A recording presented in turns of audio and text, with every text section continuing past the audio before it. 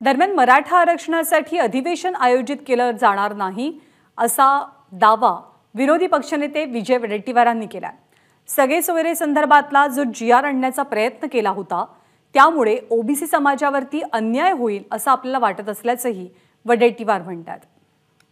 26 पासून अधिवेशन 5 दिवसाचं आहे। सरकारला काय मांडायचं असेल तर तिथे संधी आहे।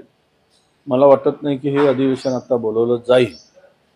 बोलवलं तर आम्ही बघू, पण जरांगे जे इरेस पेटले आणि त्यामुळं कदाचित सरकार च्या मनात असेल की हे आणू, पण तो सगळे सोयरेचा जो जीआर त्यांनी आणायचा प्रयत्न केला तर समस्त ओबीसी समाजावर अन्याय होईल असं मला वाटतं।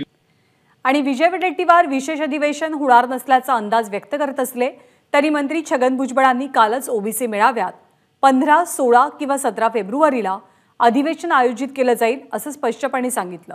सोबतच ओबीसी समाज स्वतंत्र मराठा आरक्षणाला पाठिंबा देईल याचा पुनरुच्चार त्यांनी केला। पृथ्वीराज चव्हाण यांच्या नेतृत्वाखाली आम्ही काम करत होतो। कायदा तयार केला, आपण पाठिंबा दिला।